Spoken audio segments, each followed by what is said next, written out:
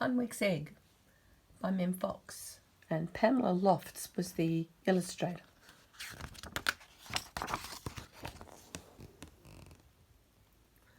Once upon a time, at the edge of a wide and dusty desert, there lived a bilby. There he is down there.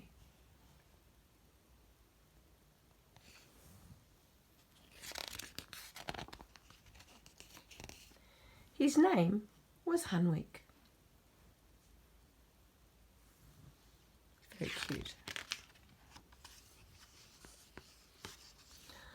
One morning, Hunwick sat up and sniffed the air, the wind. A storm was on its way, and when it broke, what a storm it was!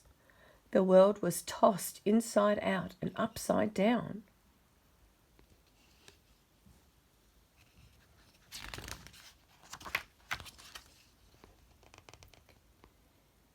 In the evening, when the skies had cleared, there lay, close to Hunwick's burrow, a most curious egg.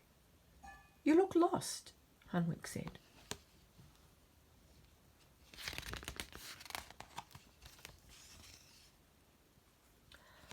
Hunwick called on his neighbours. "Whose egg might this be?" he asked. None of them knew. "I've never seen such an egg so beautiful," said Emu. "It must come from far away." "It needs a home," said Cockatoo.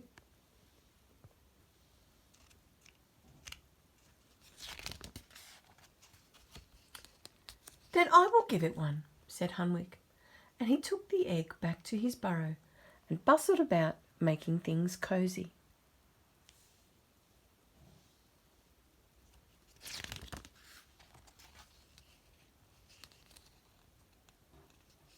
"You'll be safe with me," Hunwick said.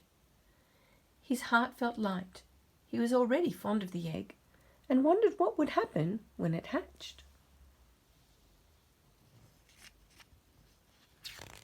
Wonder if it could be a frog's egg. Frogs lay eggs.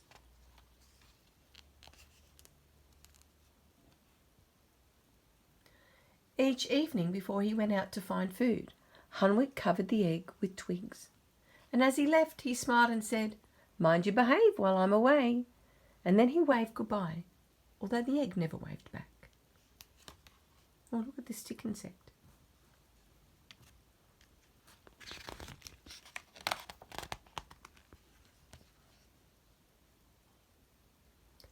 Neither did it hatch.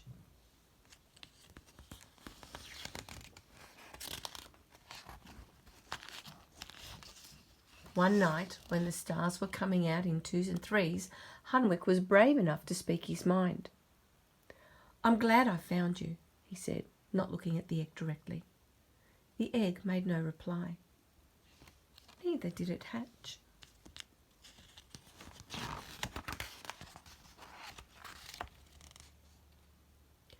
Hunwick and the egg often sat side by side in the moonlight. Hunwick would tell it stories from his past, exaggerating here and there from time to time. He also shared his troubles. The egg listened in respectful silence, but did not say a word. Neither did it hatch.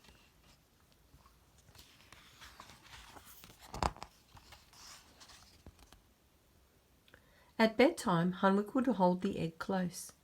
"We're together, you and I," he'd say, "and this is our home." The egg was a good friend to Hunwick.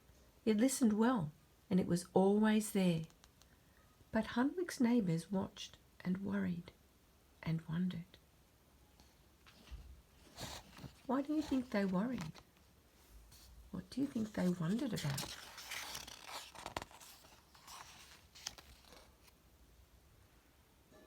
"That egg," said Emu, "will it ever hatch?" "Not now," said Echidna. "Not ever," said Cockatoo. "Poor Hunwick," they said together. Oh, sorry.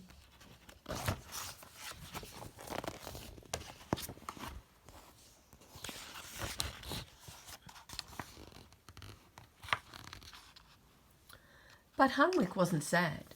He had guessed long before that the egg was not an egg at all, but a stone of perfect shape, and size and colour. I don't mind, he said to himself. I love it as it is. And he continued to love it with all his heart. It was his egg. It was his secret.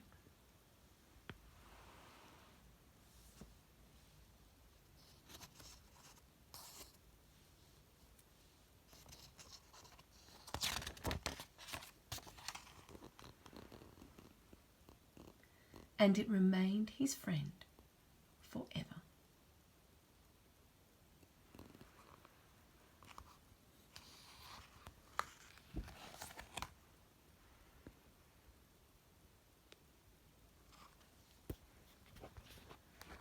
I hope you like that one. I'll try another story tomorrow. Okay. Have a great day, guys. Work hard. I want to give you dojo points.